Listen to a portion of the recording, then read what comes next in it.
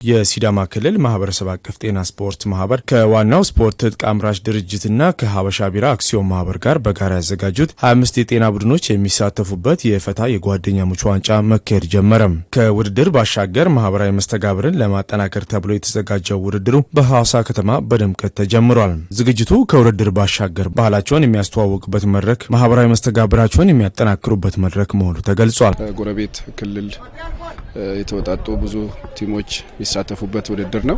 በዚህ ውድድር ላይ ደግሞ ሁሉም አብሮነታቸውን፣ አንድነታቸውን እርስ በርስ የባህል ልውውጥ ሁሉ ጭምር እንዲለዋወጡ ከማድረግ አንጻር ትልቅ ዓላማ ያለው ውድድር ነው።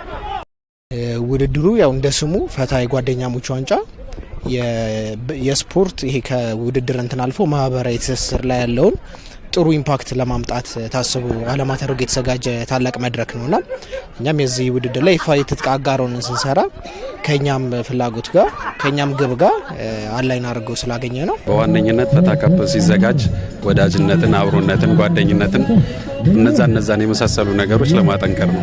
በእኛ በዋነኝነት በፊት ስራውን በጤና ቡድን መንደር ውስጥ ባሉ ነገሮች ምናምን ነገር ጤና ቡድኖችን በመሰብሰብ ምናምን ነገር ነው የምንሰራው።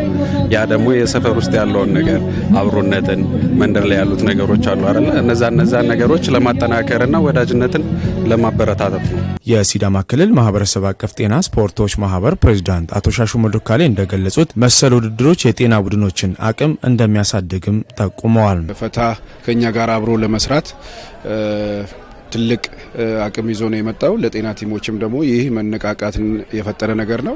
ስለዚህ አሁን በ25 ቲም በክልል ደረጃ ጀምረናል። እንደ ክልል ደግሞ ወደ 100 ምናምን ጤና ቲሞች ናቸው ያሉት። አሁን በሐዋሳ ከተማ ነው የጀመርነው። ስለዚህ በዞኖችም ወርደን ይህንን እዛው በየዞኑ እያደረግን ነገር ግን ፋይናሉ ሐዋሳ ላይ የምናደርግበትና በደንብ እያደገ እንደ ክልላችንም ሀገር ወክሎ የሚሳተፍበትን ነገር ለመፍጠር ትልቅ ፋይዳ ያለው ብዬ አስባለሁ።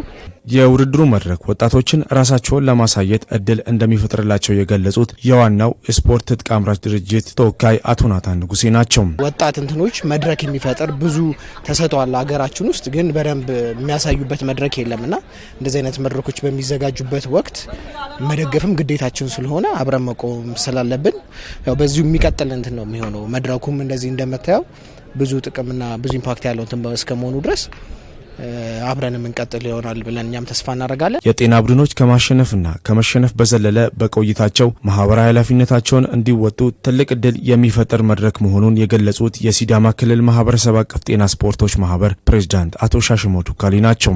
ከውድድር ባሻገር በተለይ ማህበራዊ መስተጋብራቸው በደንብ እንዲጠነክር ነው።